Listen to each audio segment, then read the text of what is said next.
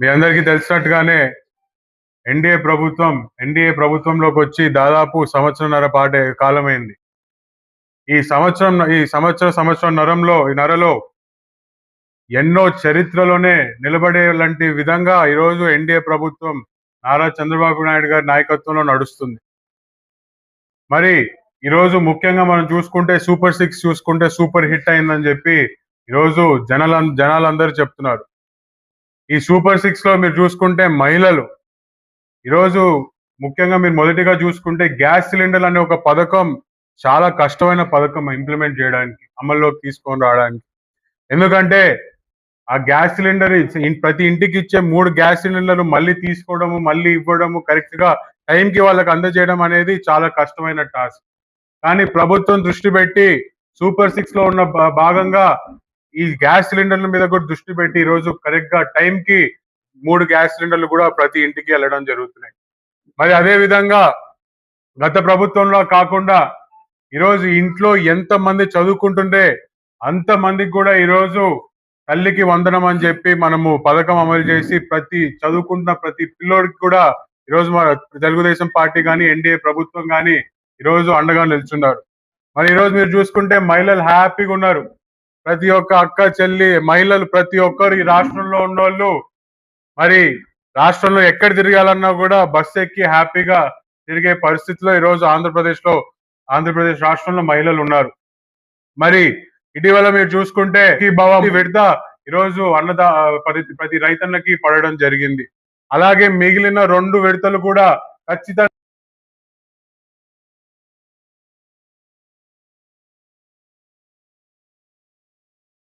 చంద్రబాబు నాయుడు గారు ప్రతి ఒక్క రైతన్నకు కూడా అండగా నిలుస్తున్నాడు. మరి మీరు ఈరోజు చూసుకుంటే ఇంకో పక్కన పెన్షన్లు ఈరోజు మీ అందరికీ గుర్తుండొచ్చు. గతంలో 2014 నుంచి 19 వరకు ఎప్పుడైతే తెలుగుదేశం పార్టీ అధికారంలో ఉండిందో 2000 రూపాయలు పెన్షన్ ఇవ్వడం జరిగింది. దాన్ని మాజీ ముఖ్యమంత్రి జగన్మోహన్ రెడ్డి గారు 3000 చేస్తానన్నాడు. కానీ అధికారంలోకి వచ్చిన తర్వాత ఏం చేశాడు? 250 పెంచుకుంటూ వస్తానని చెప్పి మాట మార్చి జనాల్ని మోసం చేశాడు. కానీ తెలుగుదేశం పార్టీ ప్రభుత్వం కానీ ఎన్డీఏ గవర్నమెంట్ కానీ ఈరోజు మీరు చూసుకుంటే అధికారంలోకి వచ్చిన మొదటి నెల నుంచే 1000 రూపాయలు పంచి ప్రతి పెద్దవాళ్ళకి కానీ అటు ఒంటరి మహిళలకు కానీ ఇంకో మరి వికలాంగులకు కానీ టైంకి పెన్షన్ అందే విధంగా ఈరోజు పరిపాలన సాగుతుంది. మరి ముఖ్యంగా ఈరోజు చూసుకుంటే యువకులకి తెలుగుదేశం పార్టీ కానీ ఎన్డీఏ ప్రభుత్వం కానీ ఏ విధంగా అండగా ఉందో ఈరోజు మీరందరూ గమనిస్తే ఈరోజు మీరే చెప్పగలుగుతారు. చరిత్రలోనే ఎప్పుడు లేనంటి విధంగా మొదటిసారి ఒక సంఖ్య చెప్పి 20 లక్షల ఉద్యోగాలనే నంబర్ చెప్పి ఎన్నికల్లోకి వెళ్ళడం జరిగింది.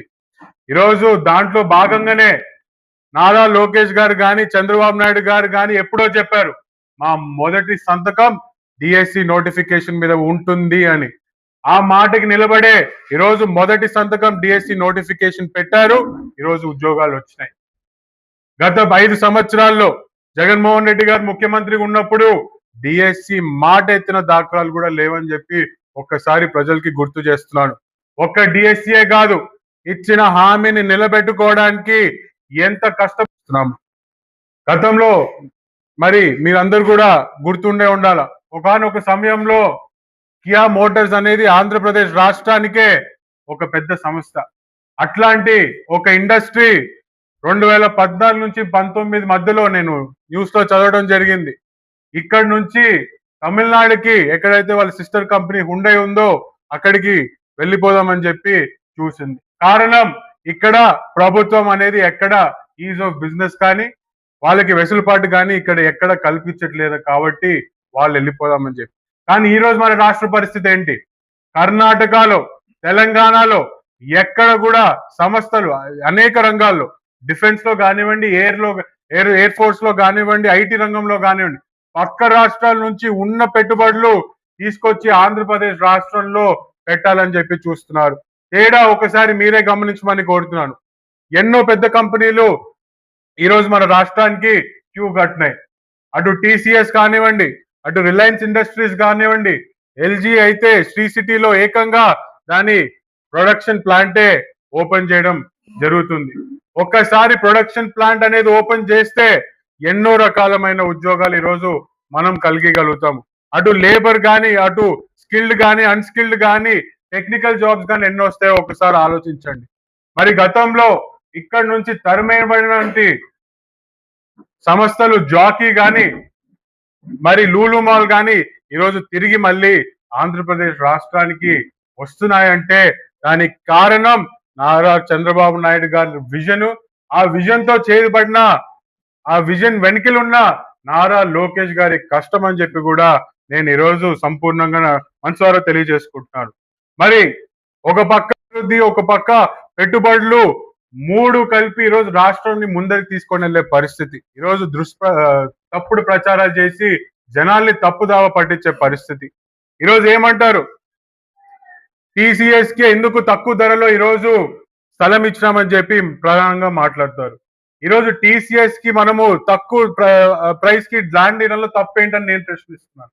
ఈరోజు కాస్త కూస్తా ఆ ల్యాండ్ ఉంటే ఏం చేసేవాళ్ళు?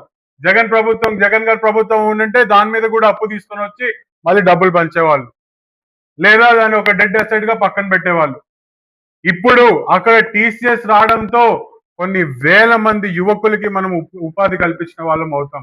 కొన్ని వేల మంది యువకుల భవిష్యత్తు తీర్చిదిద్దిన వాళ్ళం మనం అవుతామని చెప్పి చేస్తున్నప్పుడు తప్పేముందని చెప్పి నేను ఈరోజు ప్రశ్నిస్తున్నాను. మరి ఈ జిల్లాలో ఒక యువకుడు ఉన్నాడు. అంటే ఈ జిల్లాలో తక్కువ, రాష్ట్రంలో ఎక్కువ తిరుగుతూ ఉంటాడు ఆయన. నిన్న కాక మొన్న ఆయన మిథున్ రెడ్డి గారిని అరెస్ట్ చేస్తే ఆయనను కలవడానికి వెళ్ళాడు. కలిసి బయటకు వచ్చి చాలా హాస్యాస్పదంగా మాట్లాడినాడు. అంటే చూసేటప్పుడు నవ్వాలనా ఏందో నాకు కూడా అర్థం కాలేదు. ఎట్లా మాట్లాడతాడంటే, మిథున్ రెడ్డి గారి ఇమేజ్ పెరిగినందుకు రేపు పొద్దున నారా లోకేష్ గారికి మిథున్ రెడ్డి అడ్డొస్తాడని చెప్పి మిథున్ రెడ్డి గారి మీద ఈరోజు అక్రమ కేసులు పెట్టామని చెప్పి నవ్వుతున్నారు. అసలు నేను నవ్వుకున్నారు జనాలందరూ, నాతో పాటు చూసిన వాళ్ళందరూ కూడా నవ్వుకున్నారు. అసలు నీ స్థాయి ఏంటని నేను ఈరోజు ప్రశ్నిస్తున్నా. నీ స్థాయి లోకేష్ అన్నని ఇంకో నాయకుడికి కంపేర్ చేసే స్థాయి నీకుందా అని చెప్పి ఈరోజు నేను ప్రశ్నిస్తున్నాను. ఇదే సైకో పాలనలో 2014 నుంచి 24 మధ్యలో ఒక సైకో పాలన నడిచింది.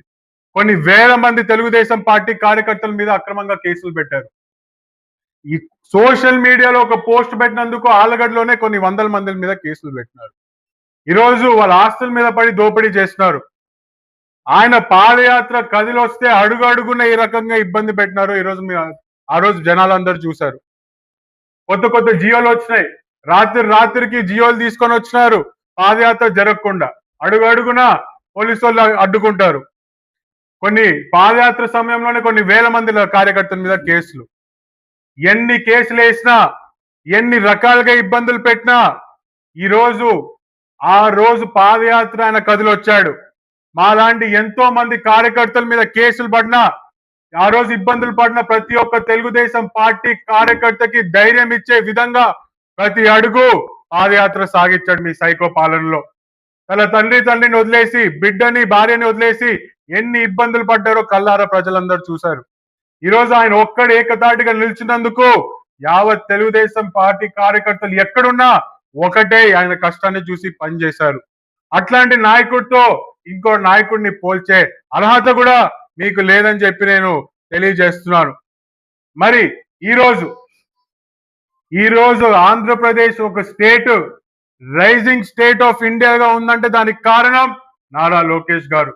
ఈరోజు మీరు స్నానం చేయకుండా డావోస్ కి పోయింటారేమో, చలి ఎక్కువ ఉందని డావోస్ కి పోకుండా ఉండింటారేమో, కానీ లోకేష్ అన్న ఒక డావోస్ కే కాదు, ఎక్కడ ఆపర్చునిటీ కనిపిస్తే అక్కడికి వెళ్ళి ఈరోజు ఆంధ్రప్రదేశ్ రాష్ట్రానికి పెట్టుబడులు తీసుకొని వచ్చిన ఘనత నారా లోకేష్ గారిది. మరి మొన్నటికి మొన్న మీరందరూ చూసుంటారు, నేపాల్లో మన తెలుగు జనాలు ఎంతో మంది ఇరుక్కొని ఉండినారు, ఇబ్బంది పడుతున్నారు. రాష్ట్రానికి వచ్చేంత వరకు నిద్రపోకుండా ఫ్లైట్లు వేసి మరి ఆయన మానిటర్ చేస్తూ ఈరోజు చూసుకున్న మనసున్న నాయకుడు. మీరు ఇంకో నాయకుడిని పోల్చే మీ పార్టీలో కాదు కదా, ఈ దేశంలోనే ఏ నాయకుడు ఉండినాడు అట్లాంటి నాయకుడు. దయచేసి ఇంకోటి మాట మాట్లాడుతూ అసలు తెలుగుదేశం పార్టీ జనాలకి ఏం చేసిందని చెప్పి ఒక ప్రశ్న అడిగాడు. అక్కడ మీలాంటి మరి పత్రికా సోదరులు మీకంటే మెరుగ్గిచ్చినారు కదా పథకాలు అని చెప్పి అంటే ఎవడబ్బా సొత్తు అంటాడు. ఎవడబ్బా సొత్తా? ఎవడబ్బా సొత్తు అని చెప్పి కొన్ని వందల కోట్లు వెళ్ళి వైజాగ్ లో మీరు ఖర్చు పెట్టి భవనాలు కట్టారు. ఎవడబ్బా సొత్తు అని చెప్పి కోట్లు పెట్టి బాత్రూమ్లు కట్టించుకున్నారు.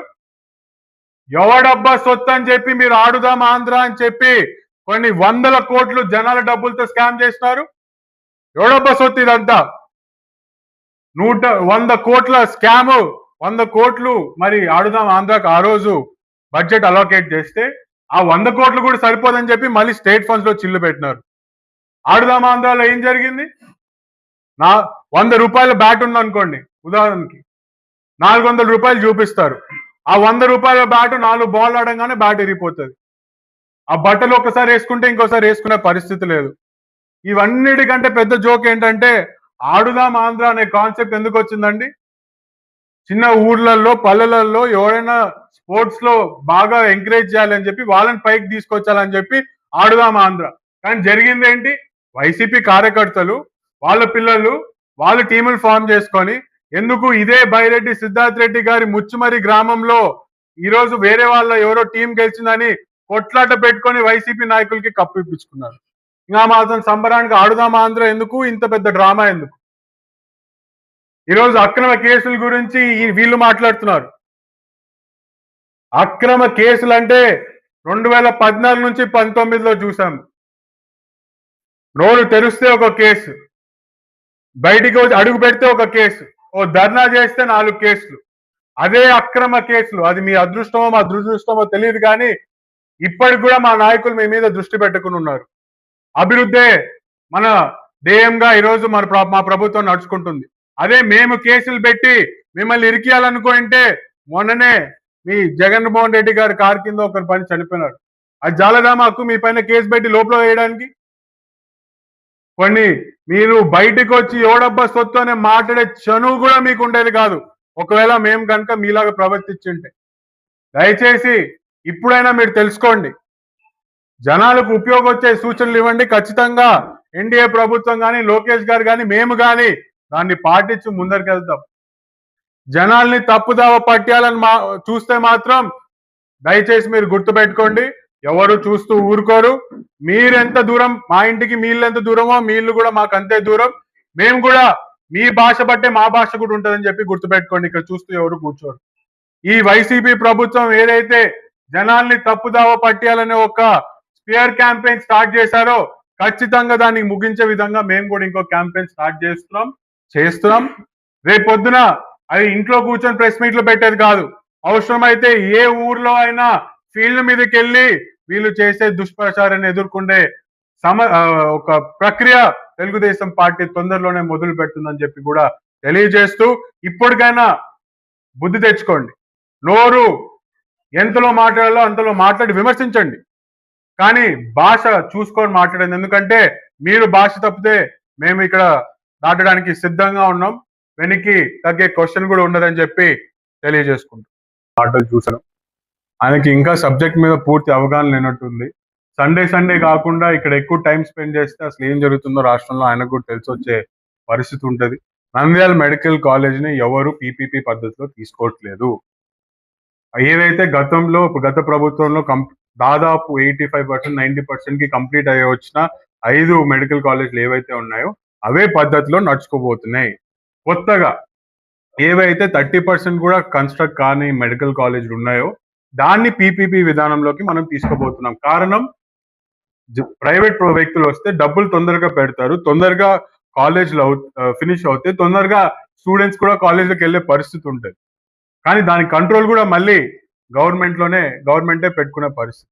దానికి ఎందుకు వీళ్ళు ఇంత రాద్ధాంతం చేస్తున్నారో అర్థం కాదు. ఫస్ట్ ఈ సండే మాజీ ఎమ్మెల్యేకి నేను తెలియజేసుకుంటుంది ఏంటంటే, నువ్వు ఫస్ట్ తెలుసుకో, నంద్యాల మెడికల్ కాలేజ్ ఇప్పటికి ఏదైతే సిద్ధాంతంలో నడుస్తుందో, ఏ పద్ధతిలో నడుస్తుందో అదే పద్ధతిలో కూడా రేపు పొద్దున కూడా నడవ